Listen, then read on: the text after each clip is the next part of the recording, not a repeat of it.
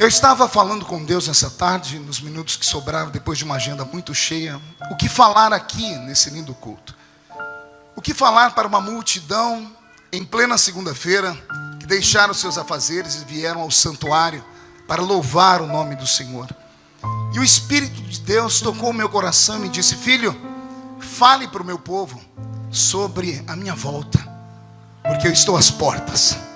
Eu não sei se você acredita ainda que ele vai voltar. Eu acredito piamente que o arrebatamento da igreja está próximo. E até sou capaz de dizer que se a trombeta tocar hoje à noite e daqui só 2 crentes subirem, um eu tenho certeza que sou eu. Quem é o outro? Vem junto. Que bom, que maravilha. Abrir a Bíblia no livro do Apocalipse não é uma tarefa fácil. Os meus companheiros que pregam sabem muito bem disso.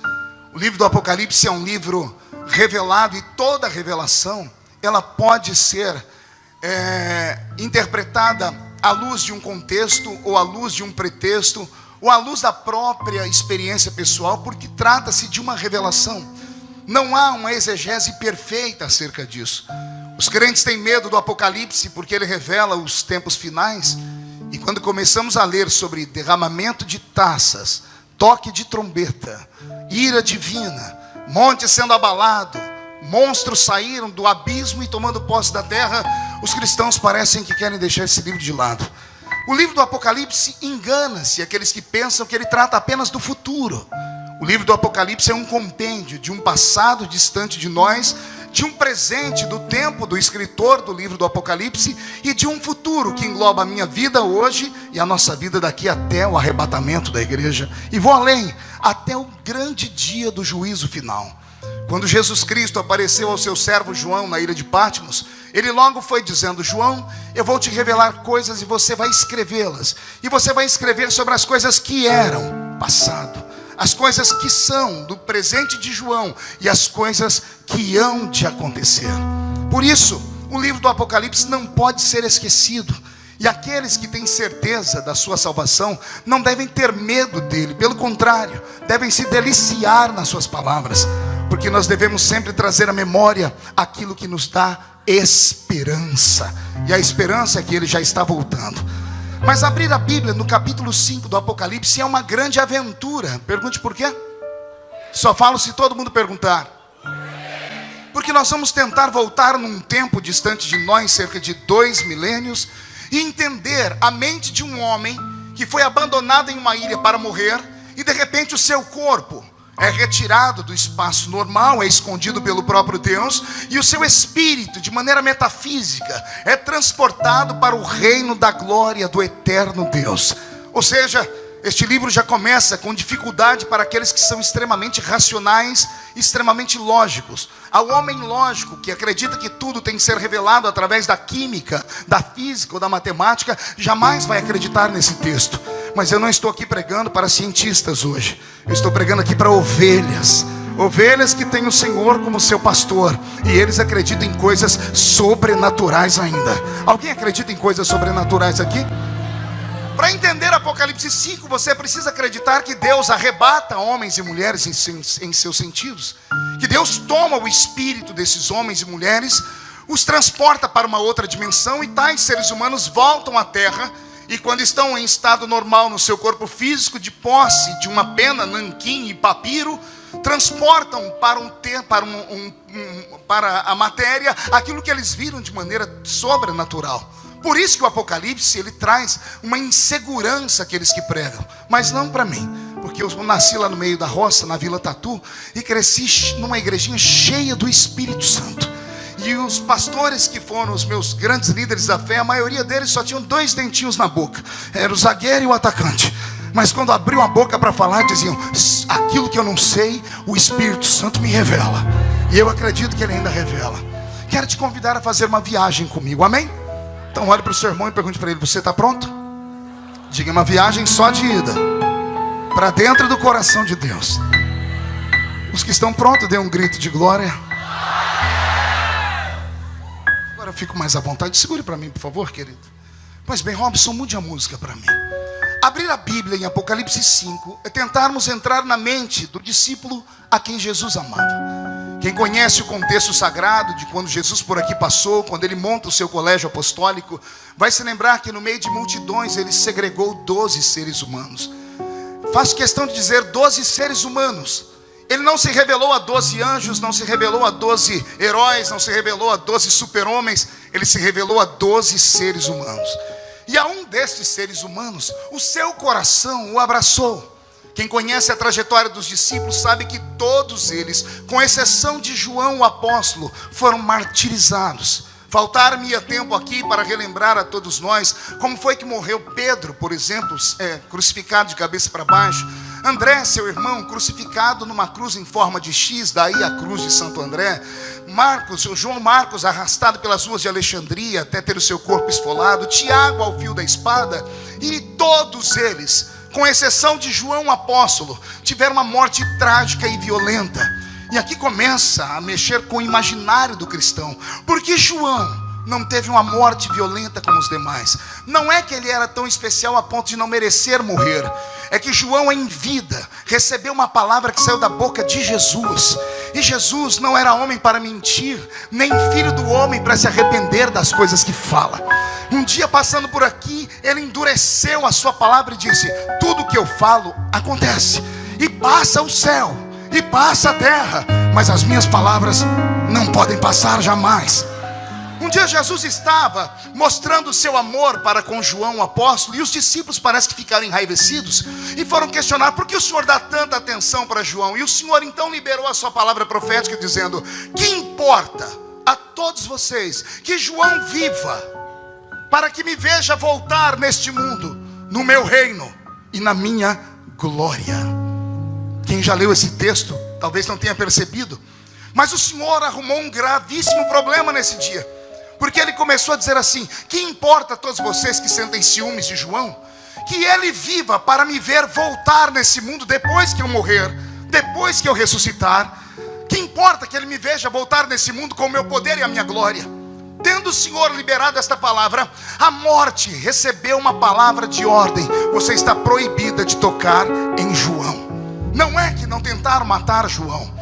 Um dos últimos imperadores que faz parte desse período onde os apóstolos ainda eram vivos, Domiciano, quando olha João, o apóstolo vivo, no alto dos seus 90 anos, pastoreando a cidade de Éfeso, manda trazê-lo à sua presença e quer que João negue Cristo. Mas João não podia negar. Um historiador disse que ele disse assim ao imperador: como posso eu negar aquele que nunca me negou?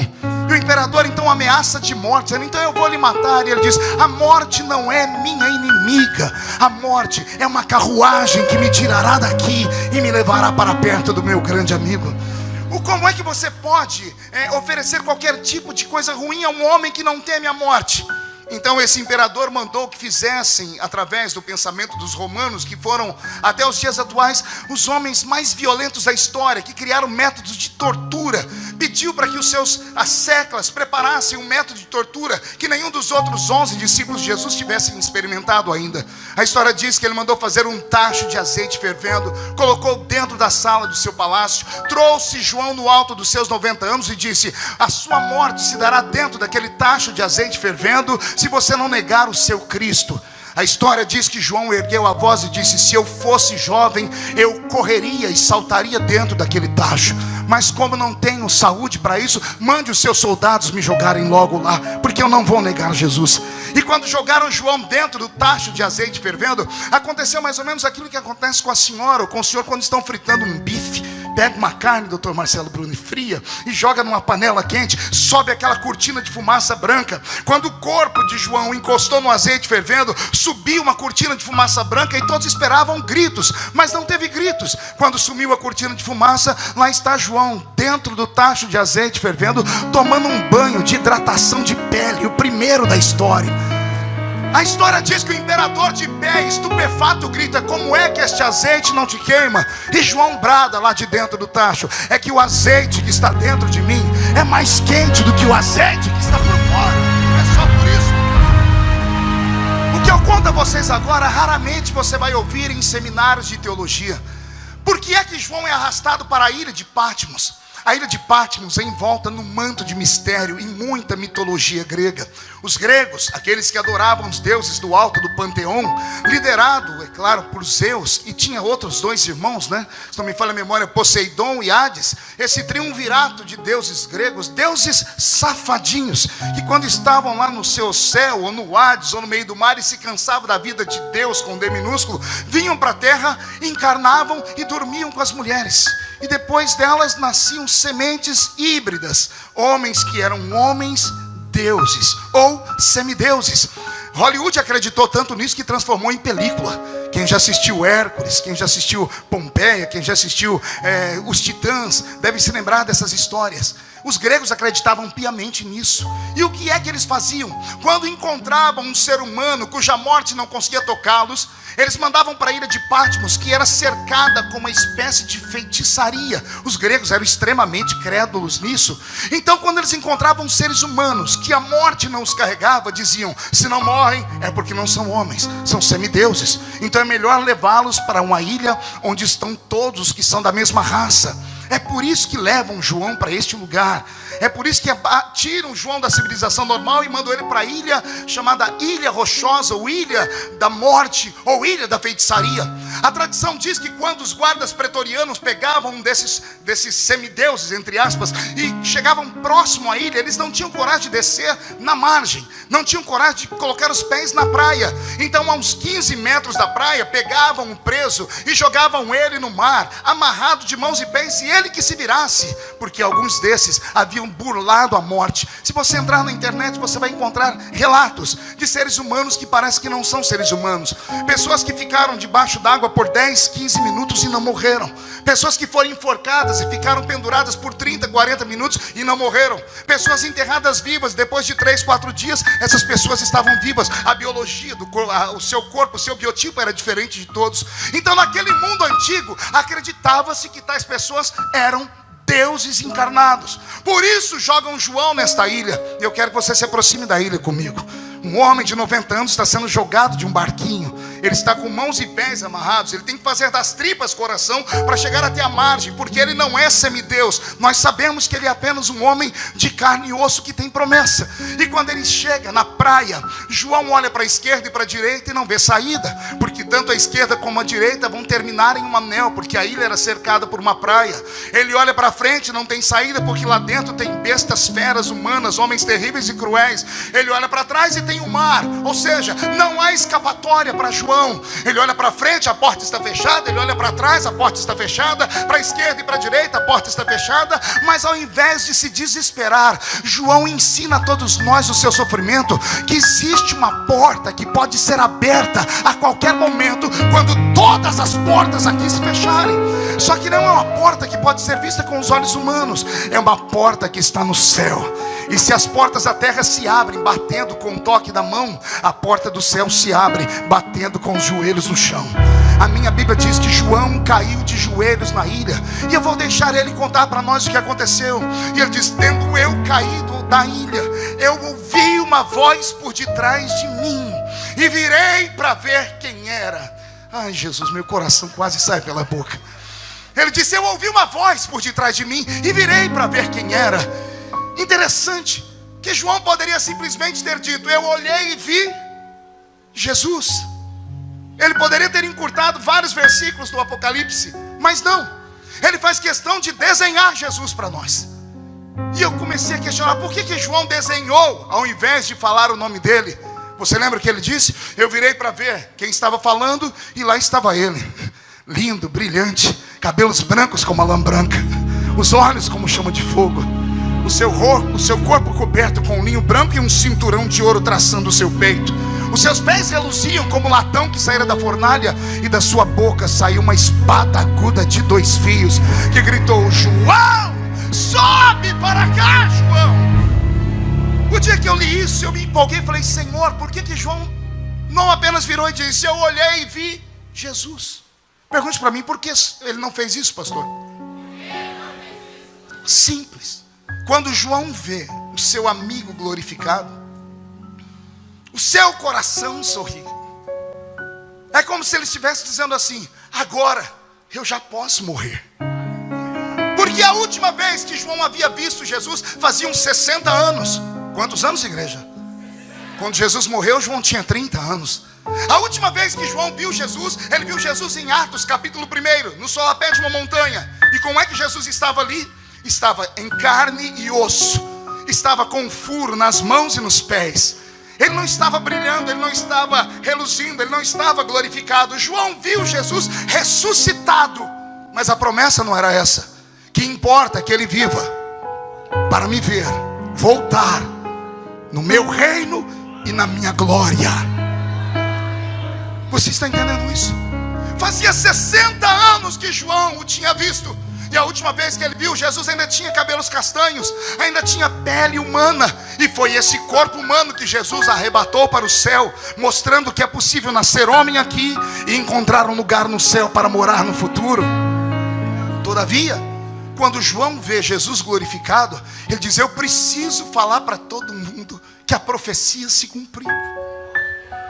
Eu olhei e não vi ele de carne e osso, eu vi num corpo glorificado. Seu cabelo não é castanho, seu cabelo é branco como a neve. Seu pé não está mais furado, agora o seu pé reluz como o latão que saíra da fornalha. O seu corpo não é mais feito com um material da terra que a traça pode comer. O seu corpo é coberto com um tecido que só existe nas pairagens celestes. Era João dizendo assim: ele, quando promete, cumpre. Alguém aqui tem uma promessa de Deus que ainda não se cumpriu na sua vida? Não, acho que você não entendeu, vou perguntar de novo. Alguém aqui tem alguma promessa de Deus na sua vida que ainda não se cumpriu? Então, com todo respeito, como é que você que tem uma promessa de Deus que ainda não se cumpriu, vem para uma reunião como essa, que não é velório, é uma festa, e consegue ficar me olhando com essa cara feia, parecendo que foi batizado num pote de vinagre? Como é que você que tem promessa consegue ficar numa reunião como essa, com esse olho seco, parecendo olho de sapo que morreu no dia de enchente? Segura aí. Como é que você que tem promessa consegue ficar numa reunião como essa, com essa boca travada, essa boca de aço, essa língua de ferro e esse queixo de concreto? Quem tem promessa, pelo amor de Deus, reage! Reage!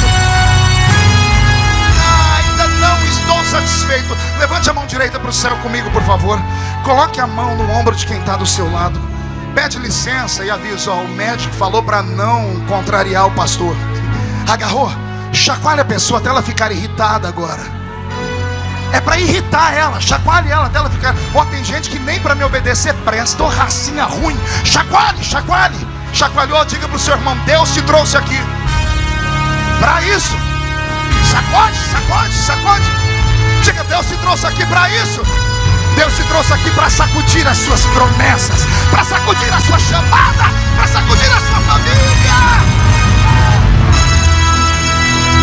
Quando Ele promete, Ele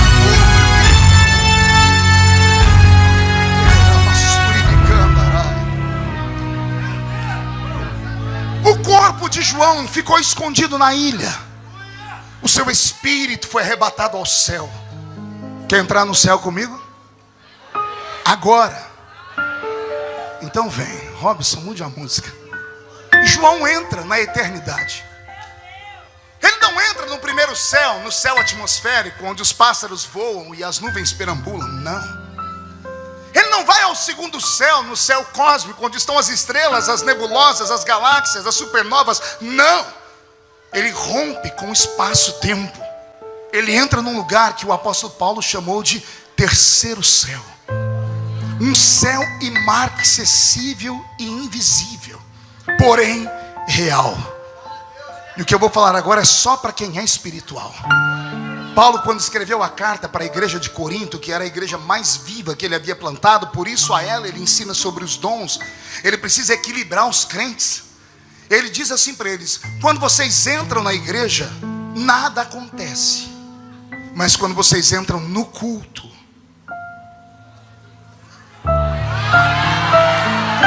quando vocês se reúnem, ali está a igreja. Agora vamos entrar no culto. Uns têm salmos, louvores, uns têm testemunhos e cânticos. Paulo diz assim: quando vocês entram no culto, vocês saem da terra. As regiões celestiais baixam e vocês começam a cultuar junto com os anjos. Eu não sei se você acredita nisso, mas esse lugar está tomado pela presença de Deus. Aí fora, pelo telão, está sendo tomado pela glória de Deus. João sai desta terra e vai ao terceiro céu. Chegando no terceiro céu, ele entra no céu de Deus. E como era o céu de Deus, pastor? O céu de Deus é desenhado na Bíblia, sabia? Hebreus capítulo 9. Assim como há um tabernáculo terrestre, tipo e sombra de um tabernáculo celeste. O tabernáculo que Moisés construiu para o povo nada mais era do que uma réplica do céu. João entra dentro desse tabernáculo. Ele atravessa o alpendre, o átrio. Ele atravessa o lugar santo. Respire fundo para não ter um infarto. E ele entra no Santo dos Santos. Quando ele entra no Santo dos Santos, só tem um objeto lá, um trono. E quem está sentado no trono? O Criador, Anderson. Sentado no trono está Deus. Só que Deus não está sorrindo. Deus está segurando na mão um livro. E quando João olhou Deus e olhou o livro, entrou alguém de branco lá dentro, possivelmente um promotor, e gritou: ninguém na terra, nem debaixo dela, nem em cima dela, pode olhar esse livro, nem pode abrir o livro, e nem pode ler as coisas que estão escritas dentro dele. O resultado é catastrófico. Acontece algo que aconteceu somente dessa vez na história e nunca mais voltará a acontecer. É a primeira e única vez que um ser chora dentro do céu. Porque céu não é lugar de choro. O choro de João abalou tanto o coração de Deus que Deus criou uma lei só por causa do choro dele. Pergunte que lei. João, você foi o primeiro que entrou aqui e chorou, então eu crio uma lei, ninguém mais vai chorar aqui dentro. Quando atravessar o portão do céu, o lenço da eternidade estará lá, e eu enxugarei dos seus olhos todas as suas lágrimas. O choro de João mexeu com o coração de Deus. E aqui vem a minha pergunta, e é aqui que eu quero pregar, para logo já caminhar para o encerramento. Por que é que João chorava se ele estava no céu? Alguém vai dizer para mim: pastor, porque o livro não pode ser olhado por dentro. Mas quem sabe o que acontece depois de Apocalipse 5 deveria ficar com medo do livro ser aberto. Porque quando os selos do livro são desatados, começam a vir sobre a raça humana uma sequência de tragédias, uma sequência de coisas anormais. Taça da ira de Deus sendo derramada, o toque da trombeta, fogo desce do céu, os montes são abalados, o inferno é aberto, monstros começam a sobrevoar a raça humana. Um terço da raça humana morre por isso, outro terço morre por aquilo. Ora, se o que tem dentro desse livro é coisa ruim, João não deveria chorar vendo o livro fechado. Ele deveria gritar: que fique fechado para sempre esse livro. Sim ou não? Imagina, você sabe que você tem na mão um problema. Se você abrir, você vai sofrer. Você vai querer pagar para ver? Aí eu perguntei: Senhor, se o que tinha nesse livro era só coisa ruim, por que João chorou? E aí vem a interpretação. O capítulo 5 do Apocalipse não fala só sobre o futuro. Ele mistura o passado, o presente e o futuro. Aquele livro não traria só coisas ruins. Aquele livro não é apenas o livro das mazelas, das desgraças e das perseguições e da correção de Deus sobre a raça humana, não. Aquele livro em teologia tem um nome muito pomposo. Aquele livro é chamado de livro da redenção da humanidade. Mas como a gente é da roça, a Bíblia Sagrada resolveu falar para nós qual era o apelido do livro. E quando a gente ouve o apelido, o coração da gente bate forte. O livro da redenção da humanidade tem um apelido, pergunte qual? Livro da vida. Você viu como mudou? Livro do quê? E aí temos a explicação por que João chorava. João chorava porque se aquele livro não fosse aberto, não haveria o culto da 93 hoje, Harold. Se aquele livro não fosse aberto, o seu pai, a sua mãe, os seus filhos estariam condenados à eternidade sem Deus. Se aquele livro não fosse aberto, nós não teríamos os cantores que nos encantaram com as suas melodias. Eu cutucava o Ezequiel e dizia para ele: que letra essa música da Elaine, né? Mexe com a alma da gente. Se aquele livro não fosse aberto, ninguém teria derramado lágrimas, como eu estou vendo gente chorando aqui. Nós não teríamos ouvido ninguém falar em línguas. Se aquele livro não fosse aberto, não haveria igreja. Portanto, não haveria salvação. Então, quando João está chorando, ele não chora por causa do futuro, ele chora por causa do passado. Ele sabe que se o livro não for aberto, não haverá salvação. Aquele livro não era só um livro, era um testamento. O que é, igreja? E o que é um testamento, se não um documento que tem fé pública, que é escrito por alguém que tem fé pública, que só é escrito por alguém que tem fé pública quando esse é convidado por alguém que tem posses, e à beira da sua morte ou não, diz: quando eu sair desta vida para outra, eu quero que os meus bens sejam repartidos entre meu filho, minha esposa, meu sobrinho, etc. e tal. O testamento pronto é lacrado e colocado em um cofre. O testamento tem fé pública, mas ele só passará a ter validade quando aquele que atestou morrer. O que tem no testamento? Um prêmio, uma herança. Mas só pode dar aquela herança quem tem aquela herança para dar. Lá no Apocalipse 5, quando João viu que era o livro da vida, um anjo, possivelmente um promotor, entrou e disse: ninguém pode dar o que tem dentro desse livro. O que tem dentro do livro da vida? A salvação, a eternidade.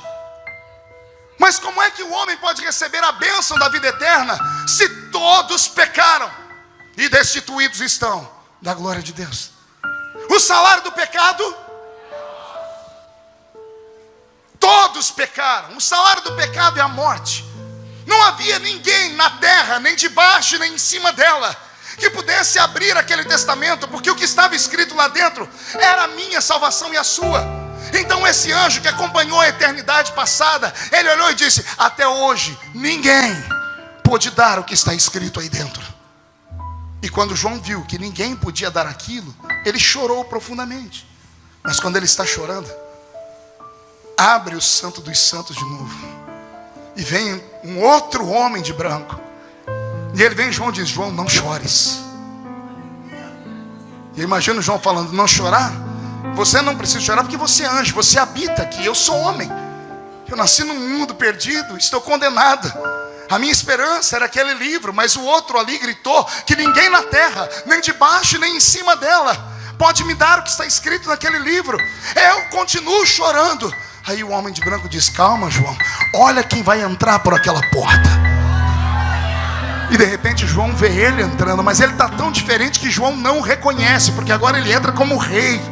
E João diz: quem é esse? E o anjo grita: eis aí, João, eis aí o leão da tribo de Judá, eis aí a raiz de Jessé, eis aí aquele que venceu para abrir o livro e desatar os seus 7 selos. Quem acredita nessa história? Então olha para o seu irmão e diga: o meu nome está escrito lá, e não tem ninguém que tire ele. Dá para nascer uma borracha nessa terra capaz de apagar a tinta que foi usada para escrever o seu nome naquele livro. Eu quero que Deus te dê tanta força hoje para quando você sair por aquela porta, entrar na rua da sua casa, não como você veio, capengando, ombro caído, parecendo uma rolinha que tomou uma pedrada na rua. Você vai voltar marchando. E se você cruzar no meio do caminho com Zé Pilintra, Zé Pilantra, Exu Caveira, Tranca-Rua, Preto Velho, você atropela eles e diz: o meu nome está escrito no livro da vida. Quem tem o nome escrito no livro da vida agora não dá um grito, não, dá um berro de glória a Deus, por favor.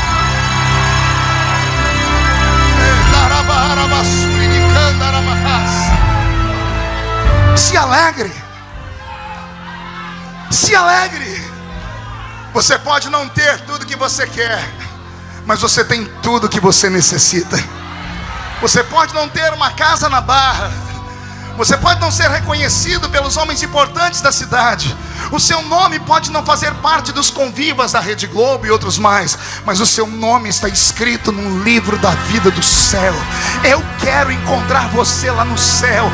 Essa é a nossa esperança. O cristianismo é a única religião do mundo que começa aqui, mas não termina aqui. Ela reflete para a eternidade, e se reflete para a eternidade, em nome de Jesus, se alegre, se fortaleça, porque aí está a nossa profunda e poderosa esperança. A nossa salvação, para mim e para você, foi dada de graça, mas ela custou sofrimento, ela custou sangue, ela custou tristeza e abandono. Não tenho tempo aqui para contar, por exemplo, a saga de como foi que Jesus convenceu Deus Pai de que Ele tinha que descer na terra. Você já parou para pensar nisso alguma vez? Nós conhecemos a Trindade Divina, Pai, Filho. Nós sabemos que os três, cada um deles tem uma missão. Sabemos que o Velho Testamento inteiro foi dominado por Deus Pai. De Gênesis a Malaquias, é Deus Pai quem opera na terra. Há um hiato entre Malaquias e Mateus. 400 anos de separação entre Deus e o homem. 400 anos sem sinais, sem manifestação profética. Por quê? Aparentemente Deus se entristeceu com a raça humana. E eu encontro isso lá no capítulo 6 do livro de Isaías. Para mim, o capítulo 6 do livro de Isaías e o capítulo 5 do Apocalipse são textos irmãos. Os dois aconteceram no mesmo momento, só que um no passado e outro num tal futuro. Como na mente de Deus não existe passado, presente nem futuro, porque Apocalipse 5, o homem de branco começa a gritar, ninguém na terra, como se alguém tivesse feito alguma pergunta para ele. Mas não tem nenhuma pergunta feita ali. Por que ele já entra na esfera e diz, ninguém na terra, nem de baixo, nem em cima pode olhar para esse livro? Tem uma pergunta, porque ele está dando uma resposta. A pergunta está em Isaías 6. Deus, depois de passar uma temporada com a raça humana, viu que o homem era incontrolável, voltou para o céu em Malaquias, trancou o céu e disse à raça humana que se vire sozinha. Deus olhou para a terra, viu o homem perdido e deu um grito, e agora, a quem enviarei? E quem há de ir por nós? Quando ele gritou assim, o anjo lá em Apocalipse respondeu, ninguém. Porque na terra não tem ninguém, debaixo não tem ninguém, e em cima não tem ninguém. Estávamos perdidos. Como não tem ninguém na terra, à direita de Deus Pai levanta o Filho. E ele diz, papai, eis-me aqui. Ah, você não entendeu, vou falar de novo. Estávamos condenados, ninguém podia nos salvar, até que Jesus se levantou e disse, se não tem ninguém na terra, tem eu aqui no céu. Eis-me aqui, envia-me a mim. E eu imagino o pai dizendo, filho, o que você pode fazer que eu já não fiz? Porque eu fui com o meu poder e a minha glória, e o homem teve medo. Talvez seja esse o problema, pai. O homem não deve ter medo, o homem deve ter temor, que é respeito. Por que o homem me odeia tanto, filho? Pai, porque nós criamos coisas que só a raça humana sente. Pai, o que é a fome? A fome é um dispositivo de limitação da vida do homem. Tá, pai, isso tecnicamente. Mas o que é a fome? Por que pergunta, filho? Porque nós criamos a fome, mas nós nunca sentimos fome. E o homem, quando está com fome, ele troca o Senhor por uma pedra. O que é a sede? O que é a dor? O que é a traição? O que é perder um filho? Nós criamos essa limitação de sofrimento para a raça humana, mas nós nunca experimentamos. Por isso nós nunca vamos entender o homem. Também, meu pai, nós vamos criar uma raça que não é normal. Deus criou anjos no céu e animais na terra. Devia ter parado por aí. Mas a mente dele expandiu e Deus resolveu criar uma criatura que não é só céu e não é só terra. Ele criou uma criatura e colocou dentro dela terra e céu. Essa criatura está aqui na minha frente. Você não entendeu, né? Vou falar de novo. Anjo é só céu, mora lá e fica lá, só vem visitar a terra. Animal irracional é só terra, nunca vai para o céu. Não existe céu para os cachorrinhos, não minta para o seu filho. O que é terra fica na terra, o que é céu fica no céu. Aí Deus cria uma raça e coloca dentro dele o céu e a terra. Eu estou pregando para a única raça do mundo que vive na terra e qualquer dia desses vai morar no céu. Não dá para entender, não dá para compreender. Então, encerro aqui. Jesus diz ao Pai, só tem um jeito de entender eles, Pai. E qual é o jeito, filho? É a gente se tornar um deles. O mistério da encarnação. Paulo grita, e ele mesmo sendo Deus, não tem por usurpação ser igual a Deus, antes aniquila sua forma e desce entre nós, se faz carne, sofre, padece, morre, ressuscita e vai voltar para nos arrebatar. E só quem tem o nome no livro da vida dê um grito daquele tamanho para o inferno tremer. Deus abençoe a todos.